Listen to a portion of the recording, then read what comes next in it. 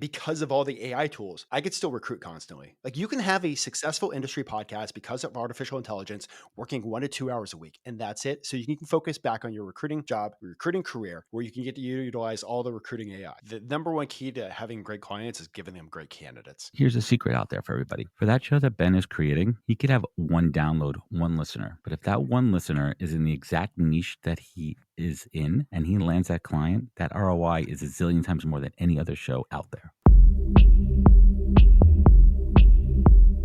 Welcome to the podcast, where we introduce you to incredible humans who share their journeys with the mission to inspire you to harness your own inner tenacity to drive your life and career forward. And now, your host, Adam Posner.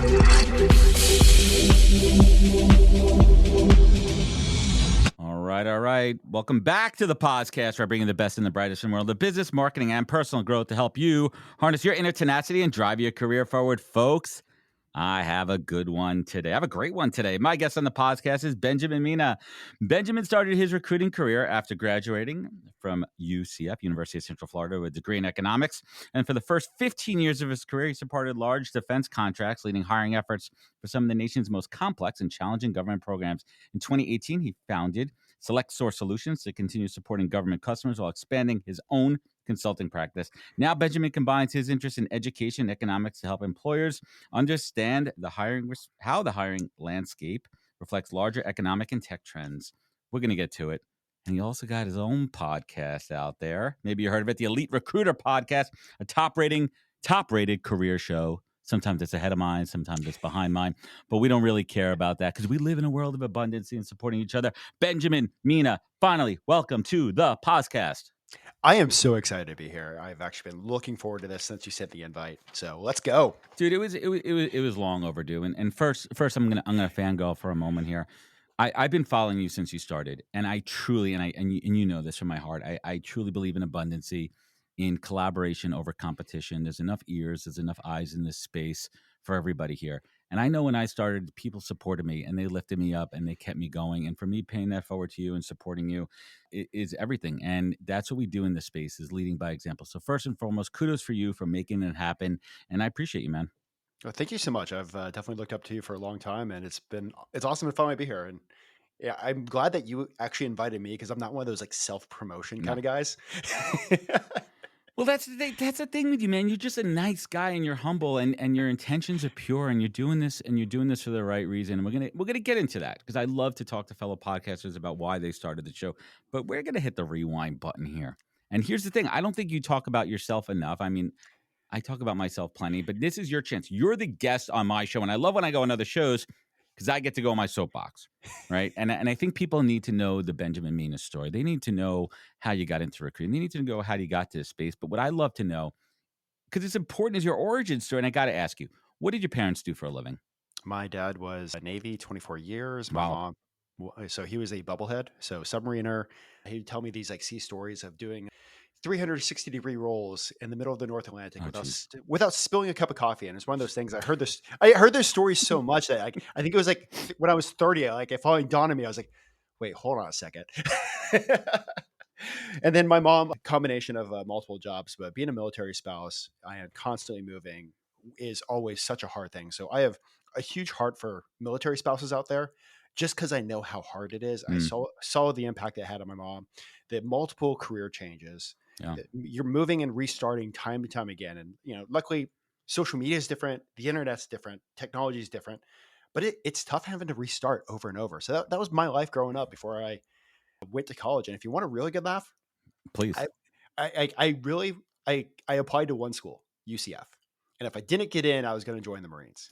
Wow. Was your dad okay with Marines over Navy? He wanted me to do the Air Force because all they did was sit around and drink coffee. And that's a joke, right? Like the Air Force, if you want an easy route. So I did live the last base we lived on was Patrick Air Force Base. So literally, I think where's that? It's Cocoa Beach, Florida. Yeah. So literally, they were just surfing for 2 hours during lunch every single day, and that's all I saw. But yeah, so I applied to one school, and I luckily got in. And my dad was retiring that summer, so literally they just picked up and moved, and I kind of bounced around until school started, and really just focused on sports and became a walk-on cross country runner for UCF, and if it Mm. wasn't for getting a scholarship, the plan was to join the Marines. Wow, crazy, crazy. So when you were growing up, like where have you lived? Where are all the places you lived? So I've lived in Charleston, South Carolina, Virginia Beach, Cocoa Beach, Florida, and then out by Seattle, Washington. How hard was it growing up having to adjust into new schools every couple of years? That had to be brutal, man. I mean, listen, I moved from Brooklyn to Long Island when I was 12, and that was detrimental in the middle of seventh grade. I mean, what was it like for you though? I mean, it's one of those hard things, but like you look back, it's one of those things that you look back and you're like, that is such a benefit to my life. Mm. How Like so? the ability to be able to just like pick up and restart in a new location is a skill set that most people never learn. And it's one of those things like I can go pick up friends like tomorrow Mm. because of the first, we'll say 20 years of my life where I was forced to restart. I mean, I mean, that's adversity too. I mean, it had to be nerve wracking to come into a new school and especially as you get older and different cliques. But sports had to be that like lubricant to help you get in, right? In the right crew. I mean, that's one of the biggest mistakes that a lot of people do when they like go somewhere new or get into side of a new career is you have to go find like the stuff like that's sports or community groups Hmm. or podcasts or like, online groups to figure out the circle of people that you want to surround yourself with. I mean, do you consider yourself an extrovert? So I would say I've been a huge extrovert, but I'm becoming a little more introverted as I get older. Hmm.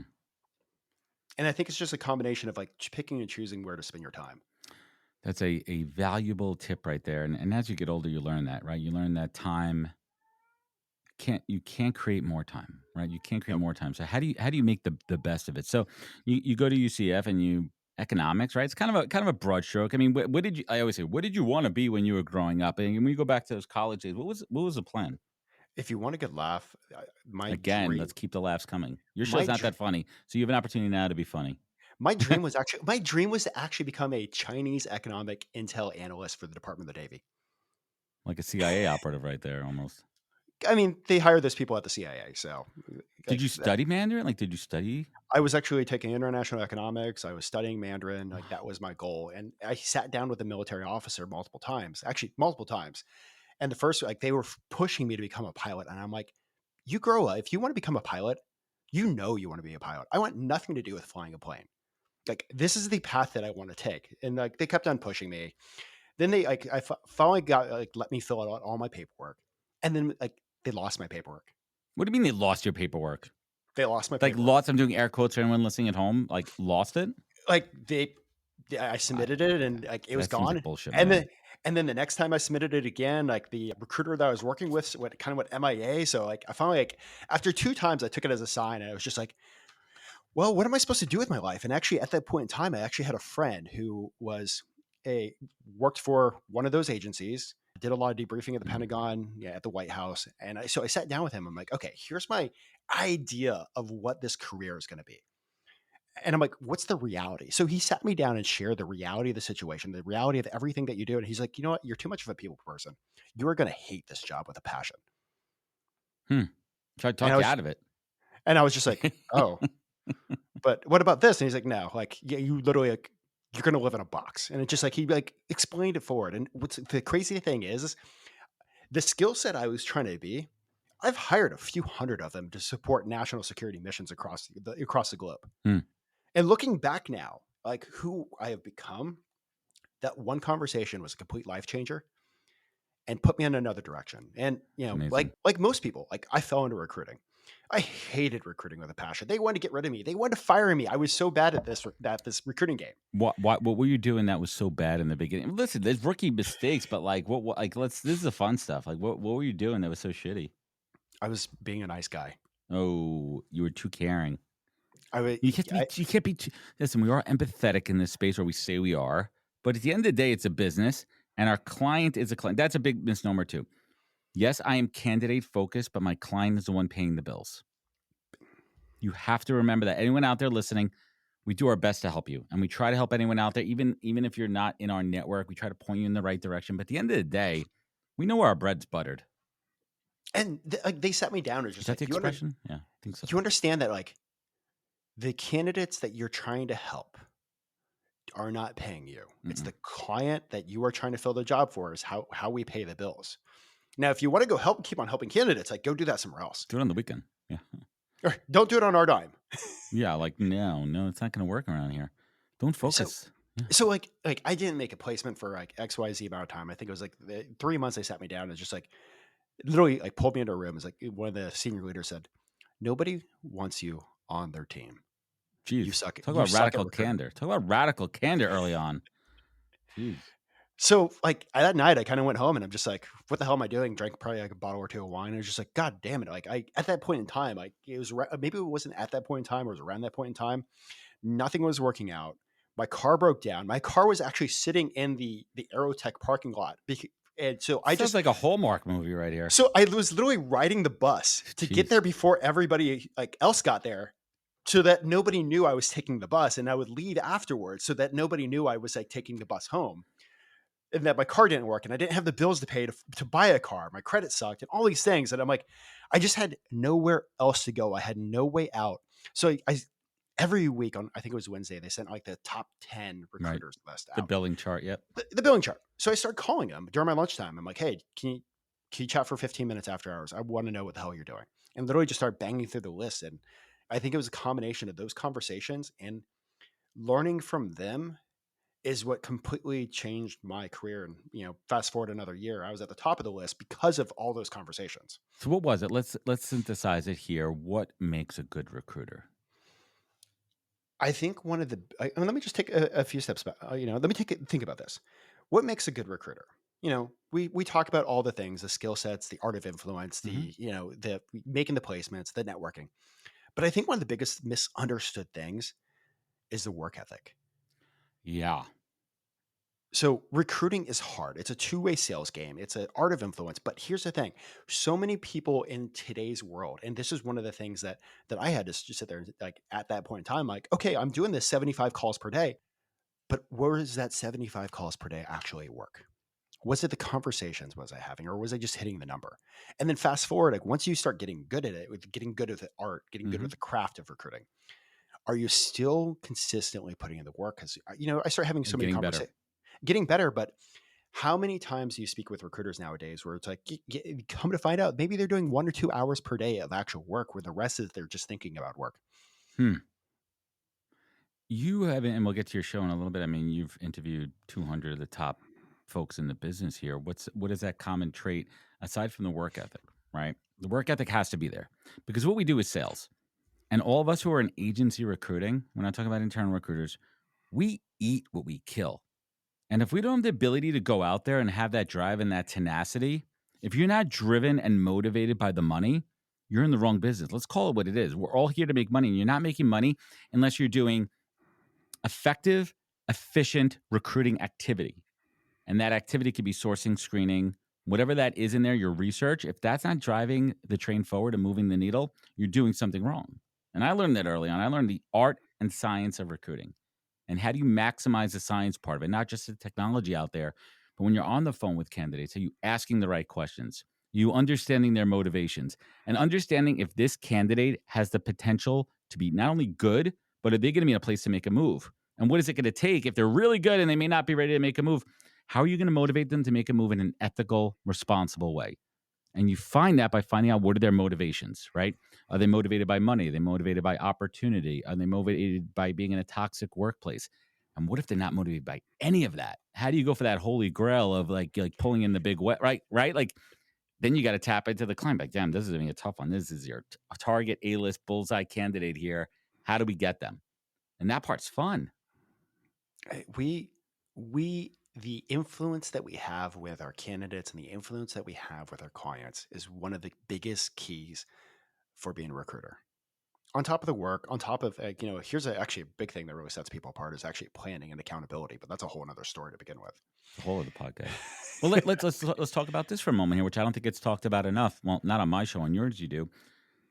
The importance of that client relationship, because not all clients are created equal. And I do my best to have exclusive deals with my clients because I want to be the only recruiter that they're working with outside of organic leads coming in. It sucks when you're competing against other recruiters and you're all fishing in the same pond. Sometimes it's an advantage because they're not so good, and it gives you an advantage to move around a little bit. But what are those keys, right? What are those keys to success with managing, building, fostering, and growing a good client relationship? How do you keep that a two-way street and build trust and rapport so they're not just using you as a, resume top of funnel depository? I mean, some of the things that you definitely need to do is, first of all, like the number one key to having great clients is giving them great candidates. Like you can take the person to dinner or lunch all day long, but if you're not providing the filling up the team, guess what? They're going to go somewhere else. Like their need is that spot on the team. Their need is for that product to be built. Their need is for that mission on the national security basis to be filled. Right. So great candidates is number one. Secondly, like also, are you touching base with them only when it comes to recruiting? Or are you sitting there like talking about their life? Are you talking about like, their birthdays? Add What happened value. with their family? Like, combination of like remembering the little parts of the conversation that you had, and also how are you coming in as the industry expert? Are you the person that you're having the type of conversations and you're sharing the information that they call you not when they have an opening, but before they have an opening? Hey, I'm thinking about this. What do you think the salary window for this, or what does the It's market looks like? You need to become the consultant in 2025. exactly. Consulting is going to be the key. Be a partner and not a vendor. That's what I've had ingrained in my head for 10 years in recruiting. I want my clients to consider me a partner, and that's easier said than done. I want them, as just as you said, to rely on me for, hey, Adam, I know we're not hiring right now, but we have some things coming up in the next 6 months. We have some thoughts on salary bands and ideas on, can you take a look at some job descriptions or look at our workforce planning and get your thoughts on there? That's how you add value. Always be adding value when there's not a hand to be put out. And here's the thing, like you don't have like the way social media works, especially LinkedIn, you could start adding value constantly to your network without actually calling them or Mhm. emailing them every single time. What are you doing for the industry that you're in? And we could talk about this later, but I think podcasting Oh, is yeah. a great way Yeah, let's get that into you it. can add that you can add value as a recruiter in your space. So, all right, let's this is a great question. Let's get into the Elite Recruiter podcast. Why the hell? Well, give us a backstory on it. Everyone's heard my stupid story, right? Blah blah blah blah blah. Howard Stern wanted to do a show on recruiting. Do something different. Great. What's the Benjamin Mena Elite Recruiter podcast story? Where'd it come from? A dumb idea on a run. Okay, talk us through that So I have random ideas when I go running. because your And head's it's clear, right? the head's clear. It's the best place to think. And I'm like, you know what? It's the middle of COVID. I can't see anybody. Can't really talk to anybody like first face to face. Like the market's just absolutely crazy. What if I just have some conversations with some of my friends and share those online? And that's literally the start of the Elite Recruiter podcast. And the first episode I launched, it was supposed to be the recession proof leadership podcast. That's a And then mouthful. yeah, one, it's a mouthful, and two, like while some sectors were having a recession, other sectors were just going gangbuster. And I'm like, So it didn't well, work. so I'm like, it's not a recession for everybody. No. It's an uneven recession. So I was just like, let me just call it the Elite Recruiter podcast. Hopped on Canva, found the first three art things, typed in Elite Recruiter podcast, download, and that's literally how the podcast started. Like Did zero thought process into where the future was going. Who was your first guest? My first guest was Jay Vennard. Okay. And did you do any prep? Did what was like, you didn't know what to do. I'm sure you listened to some podcasts. I mean, I go back to my first show. I'm like cringe central on that one. I mean, the fun part is like I was trying to do everything just like one cut through, and now like they're editing teams and Yeah. all this like technology you can use even if you don't have an editor. But yeah, it was like a Shout one out to cut Riverside. exactly one cut ready to go, and it was just like I had like we just went and everything typically lasted about 35 to 45 minutes, and that was the podcast, and we just went from there to story to story to story, and it was conversations with friends, and then I would occasionally invite somebody that I thought was like way outside my league, and they would say yes. That's how And it works. fast forward 205 episodes live with a bunch of other recorded. Yeah, man. I mean, listen, did you have any doubt that you were going to make it past the pod fade number of 7, right? Like, how did you figure out production? How did you like shit? I gotta figure out how like I had a weird advantage because I worked in media and marketing, so I understand it from a project management standpoint. I knew the creative steps that needed to get the show done. I knew the resources I needed to get for the show. But so many people jump into this and they're biting off more than they could chew, and not everybody has thousands of dollars every month to outsource their production, and people try it themselves, and that's where they fail. But like, how did you figure it out? How did you figure out how to build the show? Just through dumb sheer force and not knowing anything and trying a bunch of things that didn't work. Yeah. I mean, if you What was one of the first things that didn't work for you? trying to learn all those different like editing softwares, like the stuff was just so complex and I couldn't figure it out. Luckily, at like fast forward down the road, I found a platform called a script, Yep. which it transcribes your podcast like a Word Hmm. document, and I can literally just highlight and hit delete, and it got rid of my ums and ims or Hmm. something that was bad and we had to cut. So it was like finding the things that worked for me and creating the cadence while I was sourcing candidates to be able to do everything to get stuff kicked out. And you can make a ton of mistakes. I have like 100 episodes that I've never even put on YouTube because I was so scared of video editing. Yeah. I mean, I remember like at the beginning of my first few shows, I had an audio editor, a video editor, and then eventually I had a producer who was helping me with some of the things. And I had a team of 4, and it was such a bloated production, but it was a pretty smooth thing. And then all these tools like Riverside and Opus came along, and I streamlined down to just having my audio editor, and it's incredible what the tools could be out there. Did you ever have a moment of doubt, like why am I doing this? Why do I keep doing it? What am I getting from this? I've actually had quite a few of those. It's one of those things like I didn't have this magical where this podcast is going. This idea. All the podcast was a little voice in the back of my head that's saying you need to do this. And I think the hardest part is like I'd have a guest come on and like, hey, with the 2,000 downloads and the people listening to me, I actually made you know $50,000 showing up on your podcast, and I'm like, I just spent like a few $1,000s doing the podcast. Like I'm literally making no money when other people are telling me that they're like walking away bank because of the like showing up on this podcast. And I'm just like, what am I doing wrong? So let's talk about that for a moment. When did you realize, hey, this show is doing something else for me? And what were those things? Like for me, I saw once I started putting clips out there. That's for me in 2019, before any of these BS personal brand BS crap. Like the podcast itself is such an incredibly powerful tool for personal branding and business branding. And for me, and I've talked about it ad nauseum, the thing that clicked for me, Benjamin, I was like 25, 30 episodes in, and I started to book guests organically that were decision makers at companies that I wanted to do business with. And instead of traditional cold calling, biz dev, email outreach, and everything, I'd reach out to them to invite them onto my show. And that was one of the few shows back then that specialized in this space. And I built a rapport and I built a relationship with them. And I did not ask for business until the show went live. I'm like, hey, Benjamin, thanks for coming on my show. I see that your firm is looking for 3 graphic designers, UX designers. Can we help out with that? That's what we do here. And I think 2020 through 2023, 75% of my clients came through a source of my podcast. I mean, that's one of the benefit, like one of the behind the scenes benefits of the podcast that I didn't realize until like later on. I'd be talking on the phone with a potential client, like, "Oh yeah, I know exactly who you are. You are. If I cannot get on LinkedIn without seeing your face because of the podcast that you're on. So like everything that has been like what should be cold conversations are typically warm conversations because I am literally in their face if we're connected on LinkedIn. It's incredible. And it's real thought leadership because we're not out there. You and I are not out there. Yes, there's moments when you and I get on our soapbox because we are expert recruiters and we can talk shop. But when we feature a real expert in the industry and we put him or her up there, that light reflects back on us so bright, man.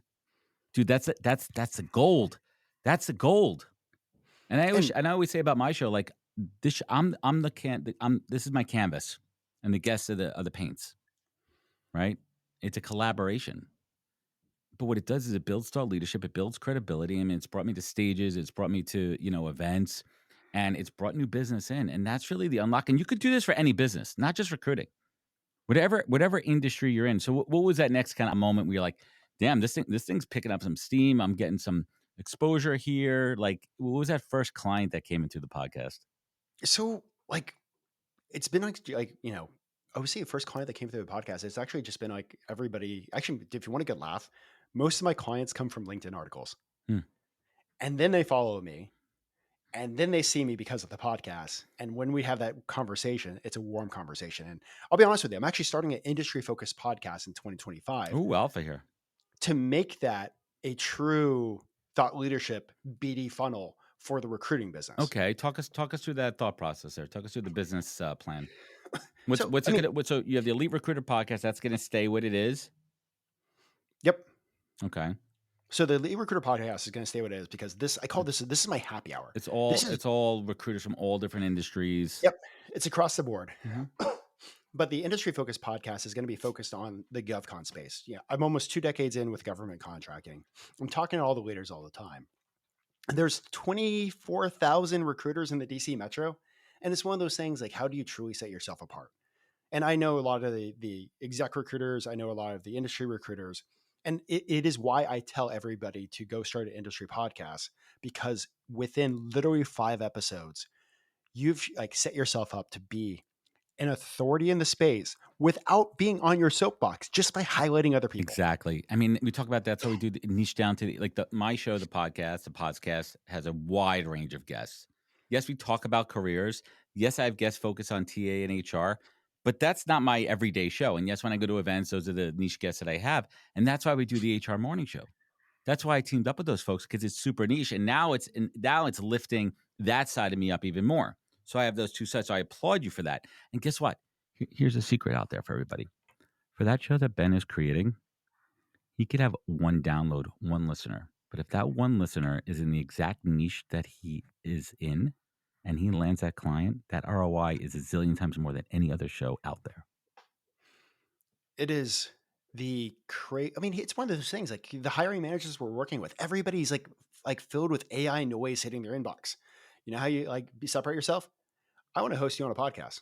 This episode of the podcast, live from ERE 2024 in Anaheim, is brought to you by Juicebox.ai. Recruiting just got smarter with Juicebox, the company behind People GPT. With AI sourcing powered by generative AI, you simply tell People GPT who you are looking for in a natural language. Need a senior data scientist with healthcare experience? Done. Looking for a creative marketing manager based out of Austin? Easy. People GPT instantly creates a search and evaluates profiles, saving you hours of time and effort. Already trusted by over 500 companies and agencies, from boutique recruiting firms to Fortune 500 TA teams, People GPT is revolutionizing the way to find talent. Ready to level up your sourcing game? Use code POZ20, that's POZ20, for an exclusive 20% discount. Juicebox, where hiring meets the future.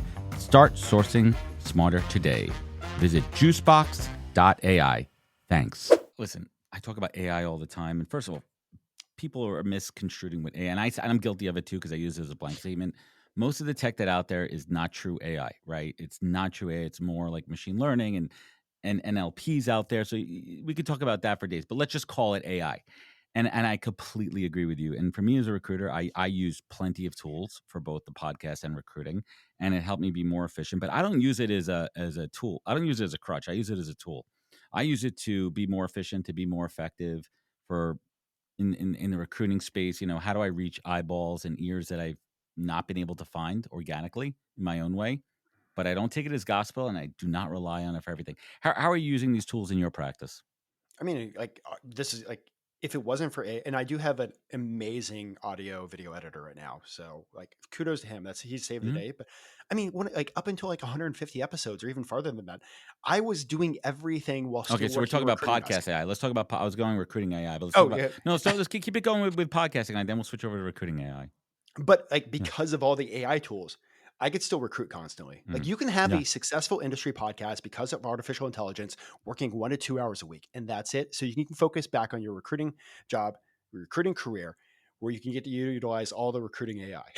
Yeah, I mean, I probably spend 1 hour, a full hour, give or take, every day on something podcast related that doesn't include the recording time, right? So that means I have 7, 8 hours a day for recruiting, business development on that side, and other aspects of it. So using those tools to work smart, and then and with the podcast, you get into the groove and you figure out systems and you figure out processes, and like I could tell you and I have that in common. Like I mean, hopefully, I mean, I am so hyper organized with my podcast. Like, are your all your files, all your tracking, like you have everything down to a system. I bet, right?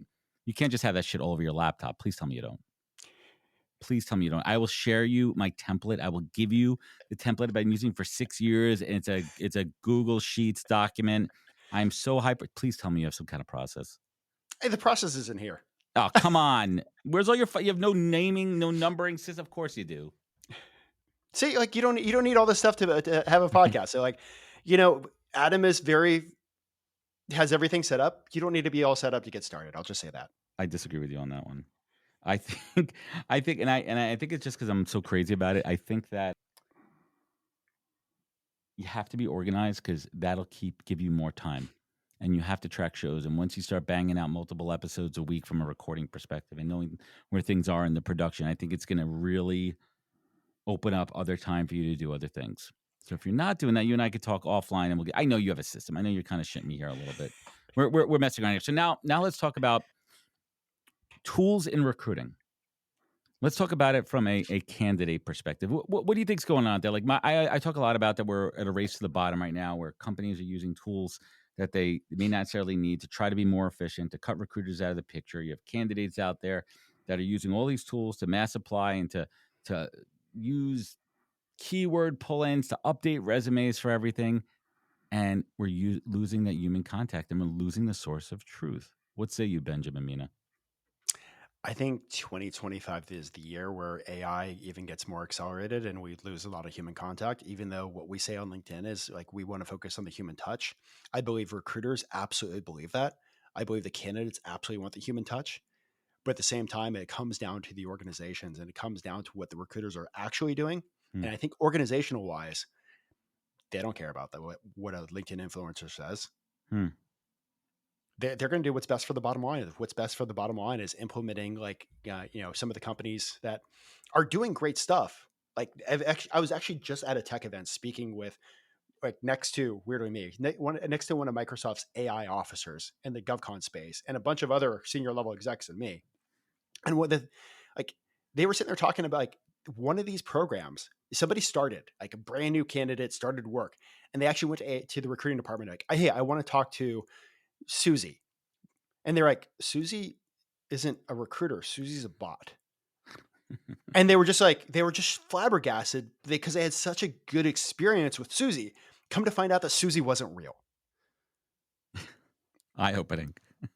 And it's one of those things like we've been making fun of a lot of these like quote unquote AI tools and how crappy they are. And yes, there's been a crappy ton of them, but here's the thing. They're all learning. And they're getting better. They're trained on the data that we have. By the second.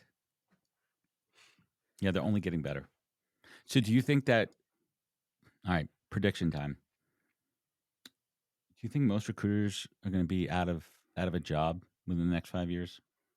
I mean, like every time I joke around about 95% of recruiters being out of work, we should also be worried about the other 95% of the rest of the world out of work. And we might have some terminated or overlords, but that's a whole nother subject. I think a lot of recruiters are going to be impacted because, well, and let's focus on like a combination of talent acquisition and then the agency side of the house.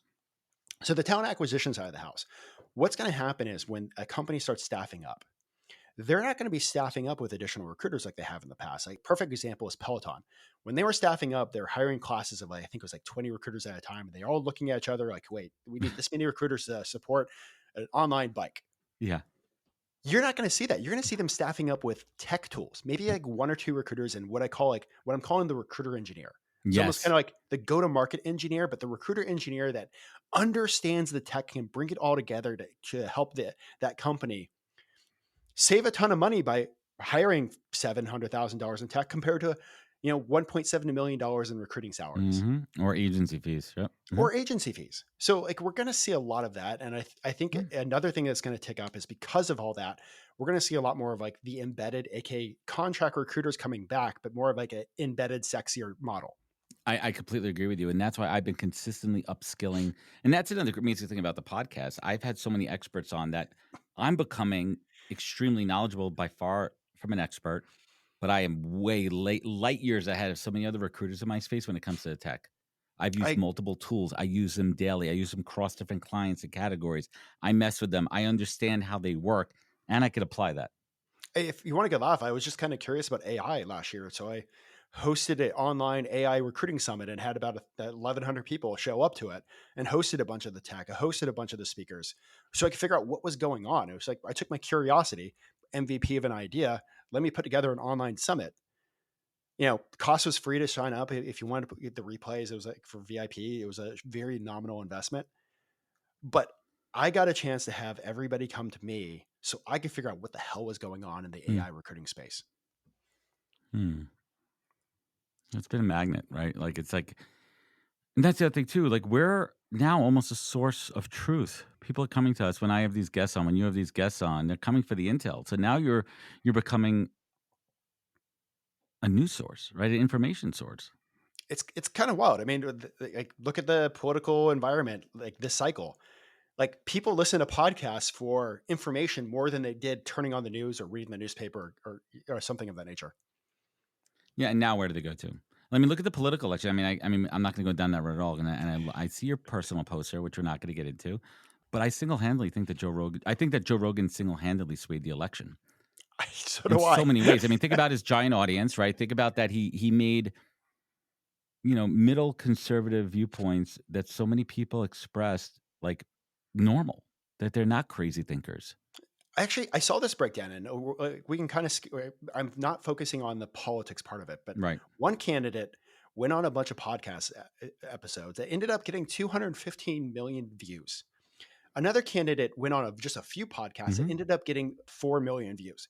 215 million eyeballs compared to 4 million eyeballs. But if you look at like stuff like CNN and MSNBC, right now they're averaging 1.4 million eyeballs per week. Rogan is bigger than the three of them combined. Exactly. All right. What's next for you on the podcast? You're creating a new show, but like 200 episodes in, at this point, you have learned a lot. You fine-tune your craft. I mean, I listen back to my show and I try to get better. I still have ums and ahs in there, but that's just the way I talk. And thankfully, editing will cut it out of there. But like, how are you honing your craft? Like, what's next? Like, what do you want to be doing? How do you get this show better? Where do you want it to be? So where I want it to be, and I think it's just the way the show's been evolving. I'm going to work on turning this into like a community, a little more towards a community. Smart. Because one of the things that I keep on having people reaching out to me about is like, I want to find people within my XYZ amount of billing that I can just collaborate with. And I'm getting these messages all the time. So, there are great groups out there like the Pinnacle Society. I'm actually in charge of their podcast and help them out with that. But there's a lot of recruiters out there that, are looking for a amount of billing so that they can grow to the next level. And so what I'm going to really focus on is kind of building those community or those roundtables. So that way people can just like get together and bounce the ideas and like, hey, what's doing this? What's this? Like, I don't want to be a recruiting coach. There's so many great recruiting coaches out there doing stuff, but I think there's a hole on people looking to collaborate with other people. Yeah, I mean, I absolutely love that. And I think that there's so many solo recruiters out there, small shops out there. They don't have the community element. They don't have the support. They don't have mentorship. So I think having your podcast as the platform is really key. And that's honestly, man, like full transparency, I have done a terrible job with that with my show. And I have not really built it. I'm the plumber with the broken toilet, right? There's things on social I could do better. There's so many things, community I never built out. And part of me, I've kind of like punted that part of it away and focused on other things like building out the sponsorship side of it. And that's okay. Like I didn't sacrifice that for nothing. I put the time and energy into something else. But you have a platform, man, and I see it. I see the engagement on your posts, specifically around the podcast. People are involved. They're asking questions. They want more information. So for you, it's an opportunity to give back. It's also, honestly, it's an opportunity to monetize. There's ways you could certainly monetize that community. And you should certainly double down on that. And there's so many great tools out there and platforms to build that community. So I think that's certainly in a good spot. Who's been your favorite guest so far and why? I mean, of I course, never asked that question. No, of course, aside from me. Yeah, I know. Of course, you're absolutely the best and the most favorite. I appreciate that. And you know what? I can't actually answer that question. And I know this sounds horrible. I know you don't want to make people feel well. bad. I mean, here's the thing. Like, my world is expanded with every single conversation I have. Like mind blown sometimes, right? Sometimes conversation mind blowing. It's just like the episode that just dropped. I know this is going to be a long time from when this goes live, but the episode January, the episode that just went live for the Elite Recruiter podcast, they went from 0 to 41 million in less than 5 years. That's incredible. With an average desk size of 800K per recruiter. What industry? Across multiple. And I'm just like, it's those things like, I didn't know that was possible. Yeah, how'd they do that? You're learning. Oh yeah, I'm sitting there like, that's half the fun of the podcast. I'm like, so how'd you do Dude, that? How'd you do that? How'd you do that? How'd you do that? you know why you're a good podcaster, and this is what it really comes down. This is what really separates the good podcasters. If you are not naturally inquisitive, and if all you're doing is staring down and looking at your notes and calling out bullet points, that's not podcasting. That's interviewing, right? Like it's not even interviewing. It's just asking questions. It's a Q&A. But if you have the ability to hear an answer to a question and make that left turn and go down that rabbit hole and talk about things with that guest that they don't typically talk about, pull out the golden gems. Because at the end of the day, your audience is what's most important. It's not the guests on the other side. It's not you. It's your audience. Because without your audience, you have nothing. And if you're not providing value to them, and that comes from you as a host, people are listening for you, Benjamin. I mean, Benjamin. They're listening for you because they know and they trust you to pull out that wisdom from the guest. I want I you mean, I want you to let that sink in. I'm giving you kudos here, man. well, thank And you. it's naturally inquisitive, and that's the other thing too. A good recruiter is a good podcast. Being a recruiter has made me a better podcaster because this is what we do all day long, right? This is what we have conversation all day long because we want to get to the heart of it and the nut of it. All right. Tell us what's the RGS Summit? Why'd you start that? Another dumb idea. Yeah. And like on a run, I was literally like down by the water, like on my 5 mile run that I like to do a few times a week just to stay in shape. And I'm like, what if I just brought some of these like awesome podcast guests together and make this like a summit where people can just get power packed with information. And it was like some of the things that you think about in the back of your head, these large organizations, like huge organizations, they typically have sales like conferences either every quarter or 2 times a year. Because one of the things like you have your energy level and you go around these events and spin it with like people that are excited about their future, it goes up. But as time goes, and if you're not filling yourself back up, like it wanes. And that's why they have another one, because they know most of their salespeople / recruiters are not filling their own cups. So they fill it up because they know how to make, like they do it to make money. But here's the thing. A lot of us solo people out there that are just out there, by ourselves, or people that want to grow and just don't have the environments. What if I just pull these like speakers together, inspire, teach, and help people move on? And literally, and that's where the first one came about. If you want to laugh, all my big summits are free for the live sessions. I want to make information available to anybody that wants it. And then the VIP, like where you get the replays, it's such a nominal investment. It's like a $10,000 masterclass that it's like 99 to like 299. It's unbelievable. It's stupid. So what's in it for you? Mostly to pay for my editor.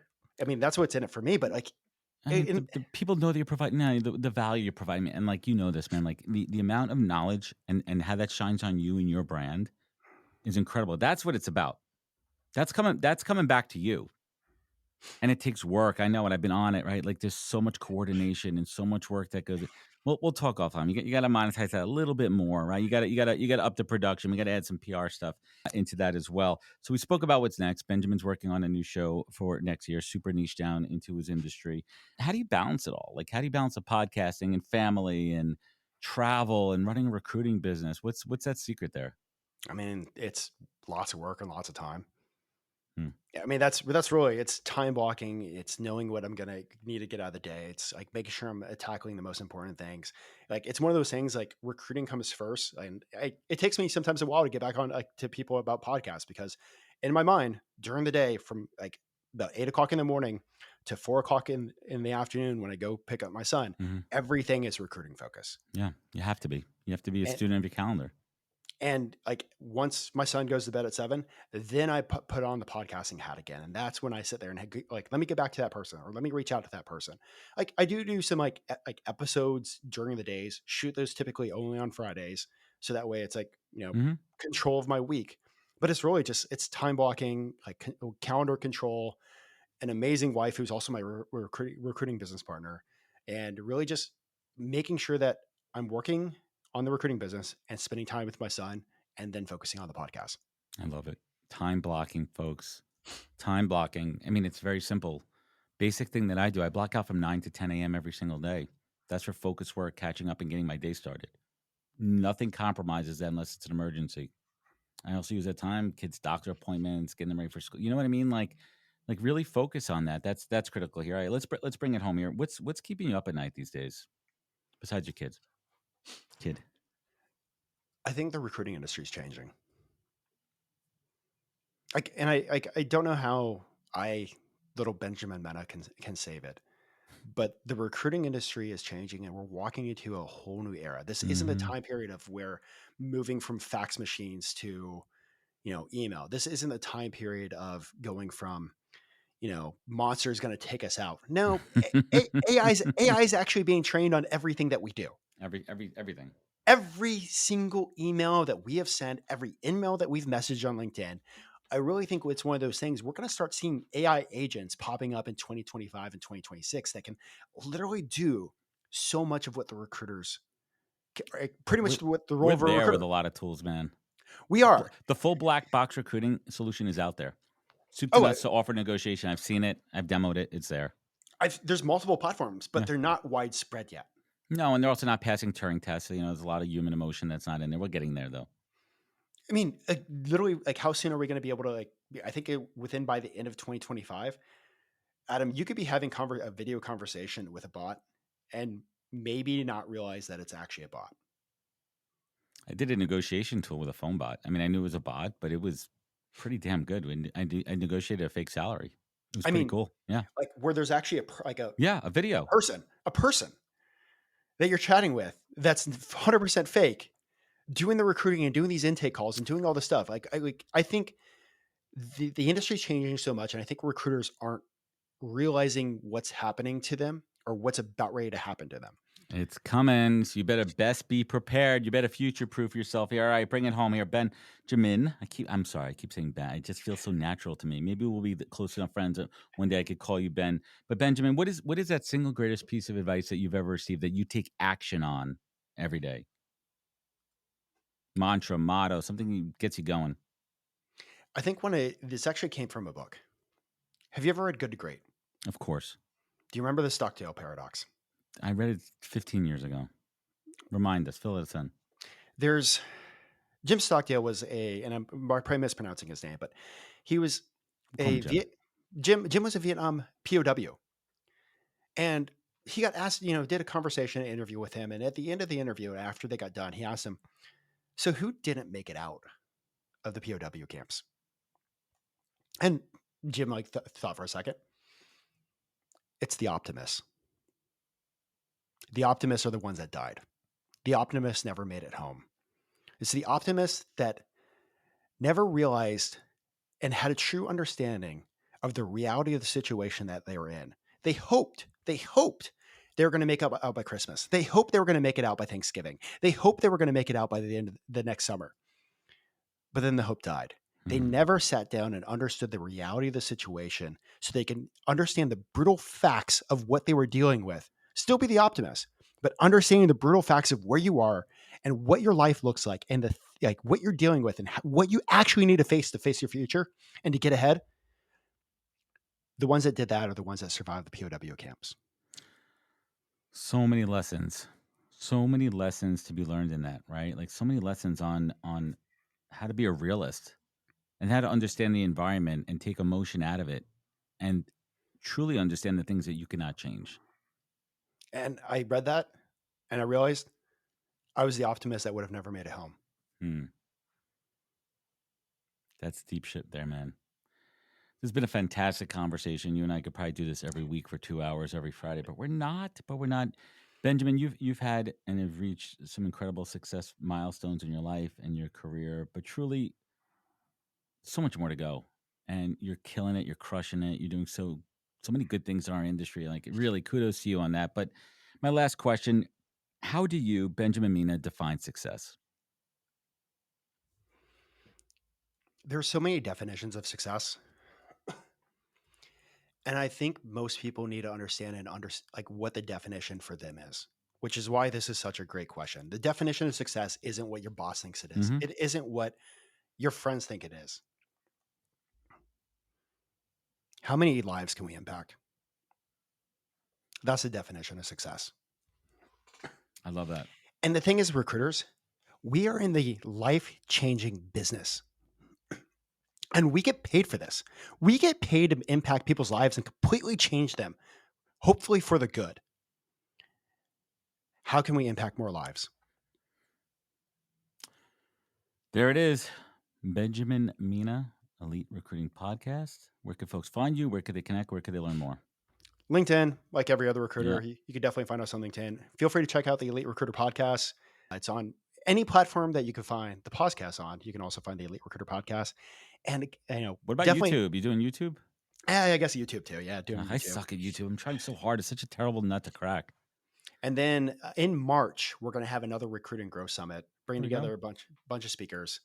So, definitely keep an eye out for that. If you want to grow and you want to get yourself in an environment, one of the things that you need to do in 2025 is probably change your environment. Change your environment, make shit happen. Benjamin Mena on the podcast. Check out the Elite Recruiter Podcast, one of my favorites.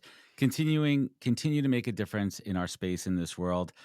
Love our relationship, love our friendship, man. Keep going, keep pushing each other. Thank you, Benjamin. Everyone listening out there, if this show meant something to you, leave a review rating. It goes a long way. You know where to find out more at thepodcast.com. Follow us on all the social medias, Instagram at NHP Talents, the only one that's not the podcast, thepodcast.com. Remember, be good to yourself, be better to others, and catch us next week for another good episode of the podcast. Take care, everybody. Wisdom is forever, but for us, it's time to go. Thank you for joining us.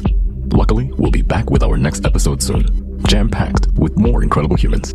Thank you for listening, subscribing, and sharing. To join the conversation, search The Podcast on LinkedIn. And to catch up on past episodes and more info, please visit www.thepodcast.com.